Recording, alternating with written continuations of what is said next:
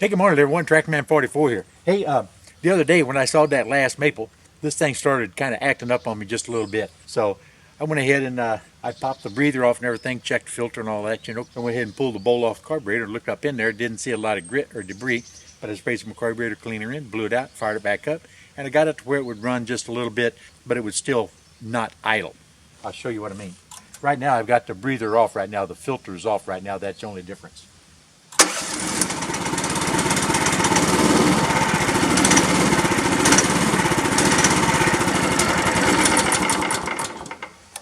Okay, well, no, that's not good. So what I'm going to do, we're going to go ahead and pull that carburetor off and see what we can do. There's probably something inside there in the idle circuit or whatever that I didn't blow out the other day. It's got to happen sooner or later, you know. It's a small engine. So like I said, I went ahead and pulled the filter off. It's nothing more than your typical. And then there's just a few 5/16 machine screws holding the plastic in place. I brought my air tank out. I'm going to blow that superficial dust off of there real quick.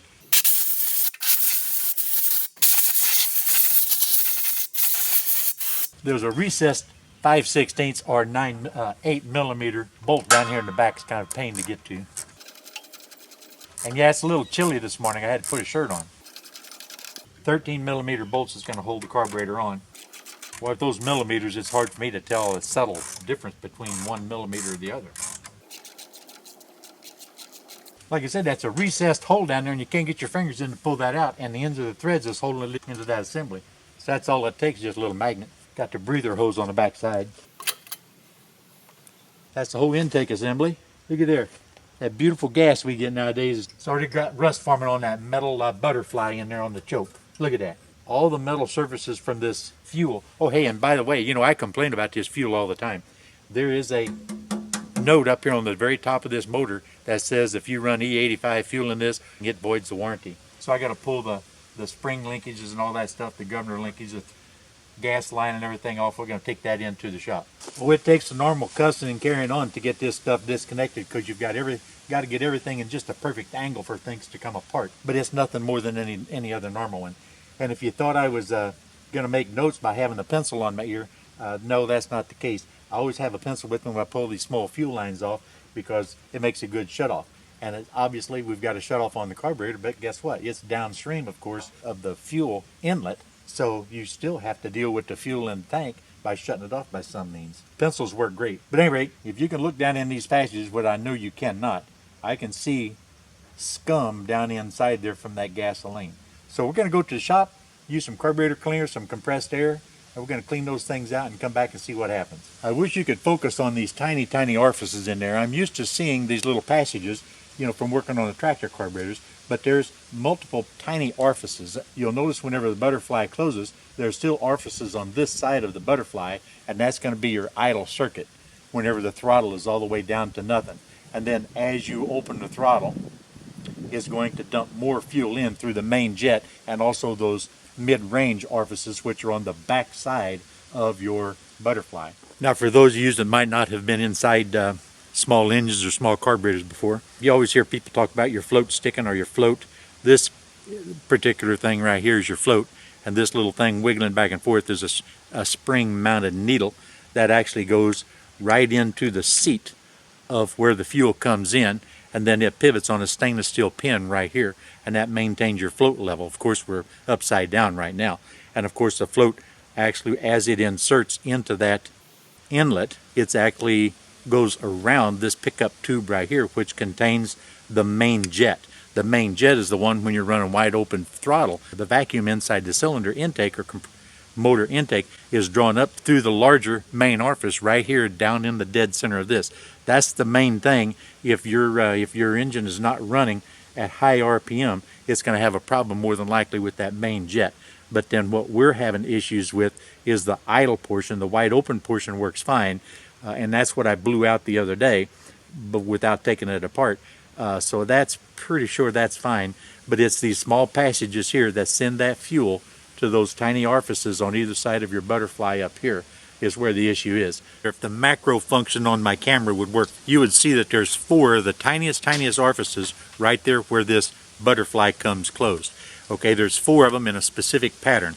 Only one of them is on this side of the butterfly, which is exposed to the intake whenever it's in the full idle position.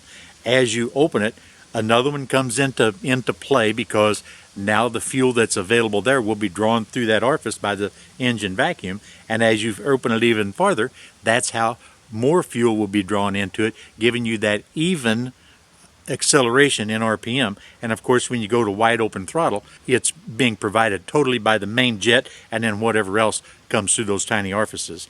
But that's what the issue is. If I put this back together and it still doesn't idle, it's going to be a problem with that passage internally of the carburetor, the single passage that's downstream of the butterfly, because that's the only one that gives fuel in the idle position. So let's put it back on there and see if we were successful or not. This is very difficult to get the camera here to where you can actually see, and it's so dark underneath the shadowing here. But this guy here has to go back in reverse order, and of course this has to be perfectly aligned for this linkage to go into it. So I'm going to try to slide it out here without bending. You don't want to bend or put excess undue strain or pressure on that linkage, because you don't want to give yourself a problem in the future. At this point now we can put our governor spring on. I think they make specific tools for this, but we're going to use the old Leatherman right now. Next comes our gasket. Totally check and inspect the gasket. Even though there's rust around it, the rubber portion is what's extremely important. I got to remember which way this went. It'll only go right one way. Make sure there's no debris on the inner surfaces of that. When I was working commercially, there wouldn't be a day go by that my Leatherman or Gerber, whichever one I happen to have, would not come out of my pocket and be used. It's a very invaluable tool to a service guy. Okay, next up is going to be the plastic intake, or whatever this composite material is. And by the way, it's totally recyclable apparently. Okay, the internal portion of this is what's extremely important. Don't really worry a whole lot about the outside, but at least everything's serviced and ready to go. Remember, you've got your blow-by tube that's got to be connected. Remember, these are 13 millimeter, not 14s. On these composite components, you don't really want to hammer them down really tight on one side and then the other. You will definitely crack an ear off or crack the entire housing. So just sneak up on it. I don't know what the torque spec is, but it can't be much. While I was there, I went ahead and serviced the filter. And it looks like this guy here can be a pain if it wants to be. It's got a tab that's got to go up under there. 8 millimeters. 8 millimeters, 5/16. Hey, don't forget the 8 millimeter that goes in behind the filter. Okay guys, I'm going to pull the tools off of these, set it off to the side. We're going to fire it up and see what's going to happen. It's not really been warmed up, so I'm probably going to have to choke it, and it'll probably sputter a little bit. The main thing is it needs to idle when I let off the throttle. If not, it won't be the first time, you know, they've had to do something twice.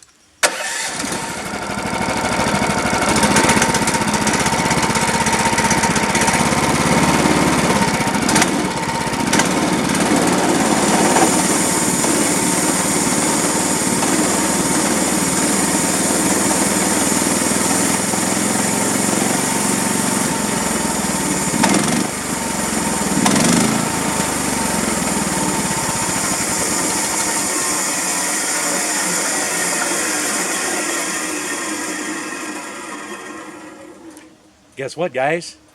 We have experienced a failure. There's something still in that carburetor. Can you believe that?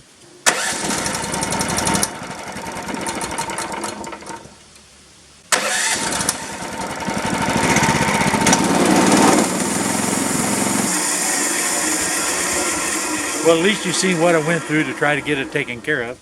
And I'm going to duplicate that process all over again. And we're going to see if we can make this thing run the way it's supposed to. That's kind of a bummer. So you know what? Got to have a fail every now and then.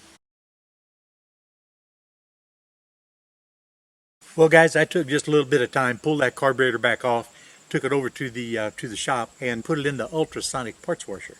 Now normally when I put those old tractor carburetors in an ultrasonic parts washer, I use that real harsh chemical called Chem-Dip.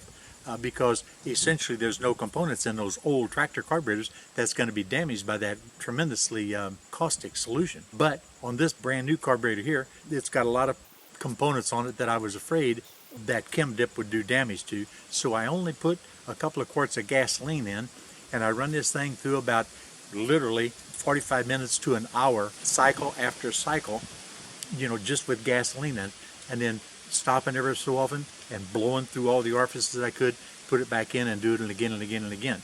So that's been going on now for over the course of the last 2.5 hours, or 2.5 hours I guess or so.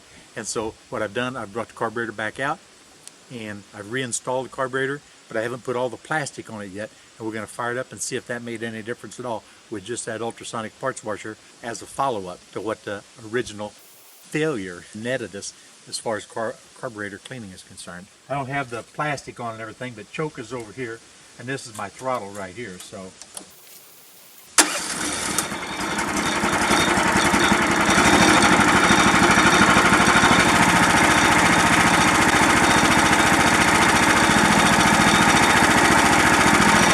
well, that's encouraging because it doesn't have that surge, the surge like it was doing, and it's not dying. So let me rev it up one time and let off and see if it's going to continue running.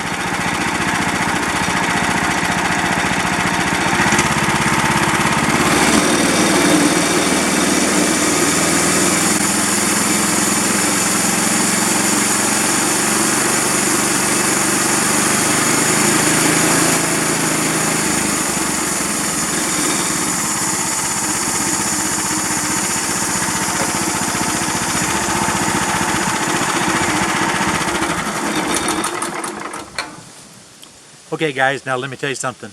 I brag on those ultrasonic parts washers continually.